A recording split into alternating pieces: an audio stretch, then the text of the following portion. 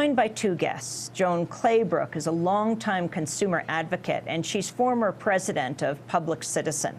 Rocky Anderson is also with us. He's the former mayor of Salt Lake City and the founder and director of High Road for Human Rights. We welcome you both to Democracy Now! Rocky Anderson, your overall response to President Obama's State of the Union address? Well, I listened to every word very carefully, and he has a great way of presenting himself, but there was so much missing and so many major disconnects.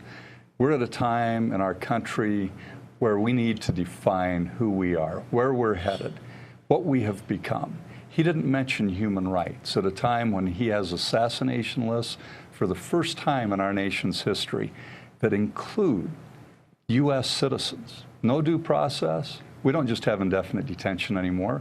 We just go out, put their name on a list, and kill them. The invocation of state secrets, it's absolutely obliterated any notion of checks and balances. Our courts have been removed from that equation by and large when it comes to torture, when it comes to warrantless wiretapping by our government. No discussion about that, of course. And we're seeing really an institutionalization by this president of some of the worst abuses and what a lot of us thought were just aberrations during the Bush years. But also the disconnect between saying that we're at a Sputnik moment, we're going to make all these great investments and build our economy, and then what's he building the economy on? He says it's based on tax cuts. He sounded like Ronald Reagan. It sounded like trickle-down economics. And how do you freeze domestic annual spending and at the same time make these tremendous investments that are needed in our infrastructure and doing what's required to get people back to work? He didn't mention the middle class, the huge disparity between the very wealthy. There hasn't been a greater disparity in this country in wealth and income since the 1920s. The top 1% have more net wealth than the bottom 90% in this country. These are the basics. These are the fundamentals. And it was all ignored. And it really seems that these two parties, bought and paid for by the same interests, by and large, are not providing the kinds of solutions or addressing the fundamentals that the American people are most interested in, that impact the American people the most. And then, of course, I heard the word purpose when he was talking about Afghanistan. And I thought, finally, we're going to hear an explication by the President of the United States about why we're there. And then it wasn't there at all. He talked in one sentence. It was basically just an aside about how we're seeking to control the Taliban to stop al-Qaeda, ignoring, it seems, the fact that al-Qaeda has become the cellular network around the world, driven in large part, probably in greatest part, by the fact that the United States has invaded and occupied these Muslim countries and continues to kill innocent Muslim civilians. Joan Claybrook, you are a leading consumer advocate. You are the president emerita of Public Citizen. You're here in Park City at the Sundance Film Festival. Actually, we played a clip of a movie yesterday called Hot Coffee, where you talked about legislation that limits people's ability to access the courts. But first, overall, your response to what President Obama had to say last night. Well, first of all, I think that this was his first campaign speech of 2012. And he was attempting to preempt the Republicans from going after some of the things that that he's advocated. And the thing that really bothered me the most was that he's going to cut domestic spending for programs that are essential for Americans. And I look at his new framework of being a business-friendly administration and say to myself, have they earned this? Have the Wall Street guys who robbed and plundered America, have they earned a seat at the table from this president? Have the guys who harmed homeowners and sent all these poor families into foreclosure, Have they earned a seat at the table in a, quote, business-friendly administration? Not to me. I also look at the whole issue of regulation. He's issued an edict that says that every government agency ought to cut some regulations. Now, we're not talking about some obscure thing. We're talking about the environment, global warming, health, safety, pharmaceutical issues, auto safety, truck safety, all these issues that matter every day to Americans. And what that sends is a message.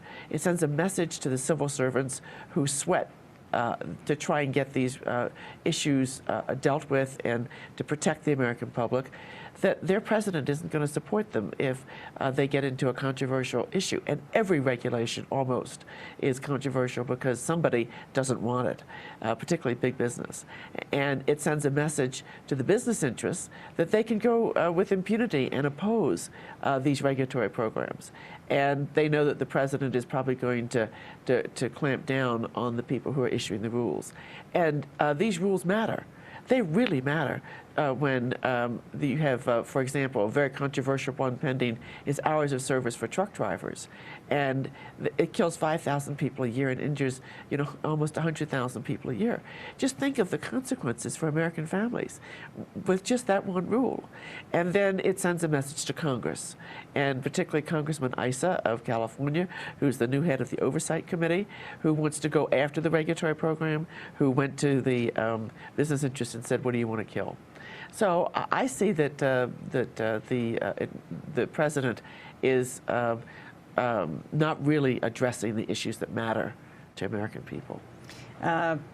Daniel Issa, believed to be, I think, the wealthiest member of Congress. Right. Step away from the car is his line. I think it's in his voice. That's where he got his wealth from.